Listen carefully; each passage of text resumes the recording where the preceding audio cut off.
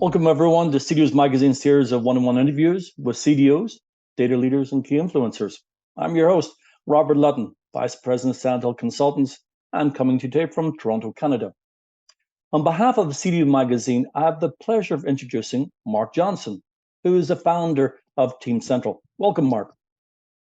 Welcome, Robert. I appreciate you having us. Appreciate the opportunity to get to talk with you and be a part of the CDO Magazine. Well, on behalf of CDO Magazine, we thank you for your time. Marc, I was doing a little bit of background research, and I understand that, as you founded your company, Team Central, in a market segment which is often referred to as Integration Platform as a Service, IPaaS. And for our listeners, I'm wondering if you could explain what IPaaS is, or whether you pronounce the full acronym Integration Platform as a Service, or how do you actually pronounce it? Yeah, you'll hear it's a Gartner term. You'll hear me probably refer to it as IPaaS. So that's kind of the way in which people in the industry talk about the acronym. Thank you. IPaaS. Well, there we go. I'm learning something. So for our listeners, could you explain what IPaaS is and the problem it's intended to solve? Yeah. So, the analogy that I like to give when I talk about Central, and we picked that name for a very specific reason. If you think about your body and the central nervous system within your body, so you have, your brain and your spinal cord, and you have nerves, and you have all these different sensors within your body, and it's this very connected network that really helps drive your entire body. And if anything breaks down in that chain, it's really hard for your body to operate. And that's essentially what an IPaaS is for business. And so in this day and age, data is everything, right? And so you have all these different data sources and things that run your business, and you have all these different kind of cross-departmental processes from sales and customer service and warehouse management. And it's all driven by data and the connectivity of data and the systems that run those business processes. And if anything breaks down along that chain, it's really difficult for organizations to grow and scale their business. That's what an IPaaS product provides for a business, is that data connectivity across systems, across data sources. To give you an example, you might have the customer journey within an organization might start in your marketing systems and your sales systems. But once you actually sell something to a customer, you got to start billing them, you got to start servicing them, and we help that customer information in that situation kind of get replicated and managed across multiple systems. So it's really kind of a data management automation solution. And as a follow-up, Marc, the IPaaS, we understand, is one of the fastest growing segments in the enterprise space. Can you give some kind of indication of what is driving this need? You've mentioned, that it's a central nervous system, but what are the drivers that clients are clamoring for to get an IPaaS solution or offering? Yeah, there's a lot of different drivers, Robert. Some business and some tech. From a business perspective, there's really, there's a new SaaS product launched just about every single day in the enterprise space, and that's incredible from an innovation standpoint. But it does cause some kind of counter problems within businesses, in terms of you have all these different kind of pinpoint solutions that run your business. A lot of organizations, even the smallest of organizations that we service, they might run their business on upwards of 20 different systems. And so you have these very distributed data architectures within an organization. But again, all these systems need to really be joined together.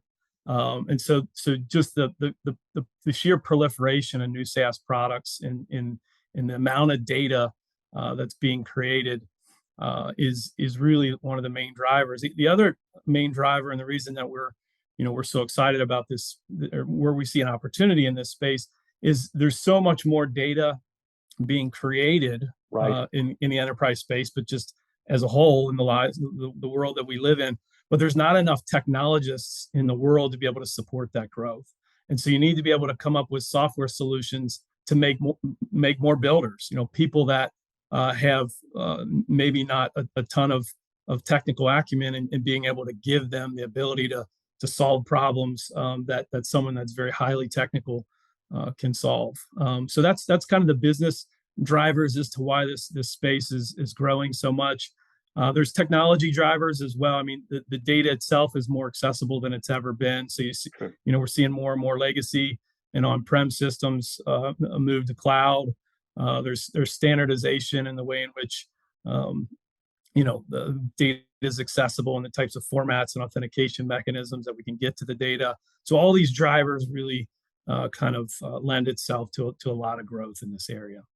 Well, when I was listening to your answer there, I wanted to ask a follow-up question on the size of customer. Does the size of customer, is it something that that you go after a certain market segment? Do they have to be a certain size in order to take advantage of the iPaaS platform?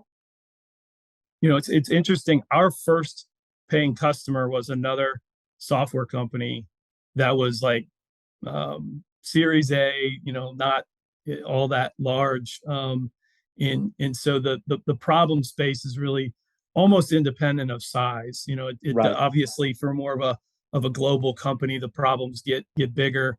But our focus was really out of the gate on the mid-market. Right. Organizations that they have very complex problems in terms of growing their business and managing data.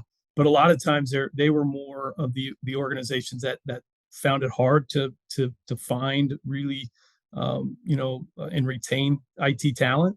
And so we helped to kind of become, and that's really, and you'll hear me kind of talk about this in a couple different instances, that the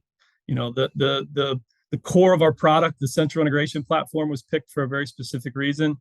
But the brand name and the corporate name of Team Central was also picked for a very specific reason. Our goal is to really kind of become an extension of an organization, and so starting in that mid-market allowed us to do that. What we're finding now is through that process, we're really having a lot of good conversations with very technical teams and larger teams to allow us to kind of swim upstream to the enterprise. Right.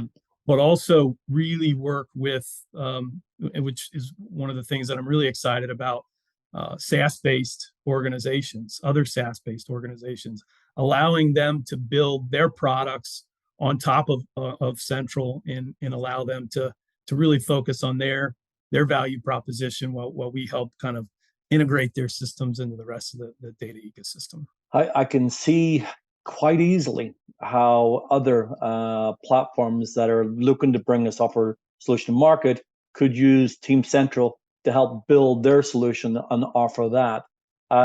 Tell me, is the iPaaS solution, it's a total cloud-based solution? There's no on-premise software? The goal is in the easier installations are absolutely cloud-based data.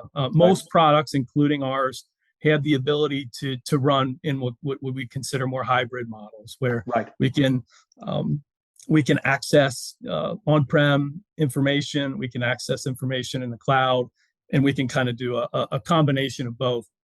But the absolute way things are moving is that these things will be mostly everything is moving to the cloud. So just a follow-up question. I know that this is in doing the research, it does seem to be that there's some very established companies in this space. What made you and the team decide to enter into this established market with very established competitors that you're going up against?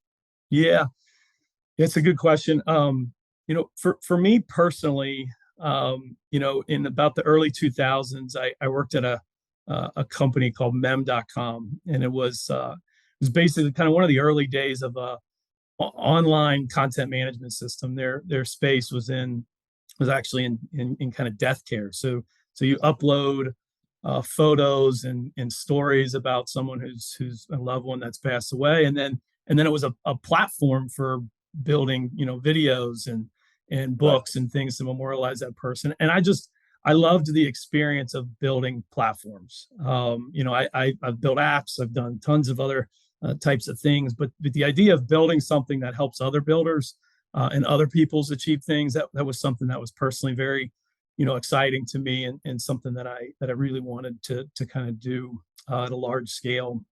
From a business perspective in the space, there's absolutely, this isn't a new space and it's not a new problem. But it's also a problem that I think almost has an infinite amount of opportunities. And so if you kind of look at the space in the way in which we kind of thought about it, you have some super highly established organizations like your MuleSofts and your Informaticas and your Tibcos, products that have been Boomi, products that have been around for a really long time in this space. And then as we were assessing kind of the lower part of this market, or maybe not lower, but emerging part of this market, where the citizen developer products like Zapier and Microsoft's Power Platform. What we saw the opportunity at the time, and I think we still see this opportunity, is to really kind of attack this area where we can do very powerful things that the larger, more established products can do, but do so with the simplicity of what a citizen developer type product would be. And so I think there's a ton of opportunity in doing that. The long-term effects of this, or the way in which we think about it and the way in which we want to quickly get to and differentiate, is not looking at this as just another kind of data mover tool, IT tool in the space. It's really, to us, about workforce kind of augmentation, and again, back to the name Team Central. When you purchase our product, we don't just go away. We are actively involved in the process of monitoring your data, looking for data quality issues, helping to resolve, and as we continue to productize that more and more, I just think there's a ton of opportunity in terms of being able to help people do more with the technology. Marc, an interesting space. We'd like to thank you for your time today. We really appreciate it. We hope that we get the chance to come back and hear what's going on with Team Central at a later date. Thank you, Robert. Again, it's been a pleasure to sit down with you today. Honored to be involved with CDO Magazine, and I appreciate your time. We thank you for your gracious time this morning, and for our listeners, please visit cdomagazine.tech for additional interviews. Thank you.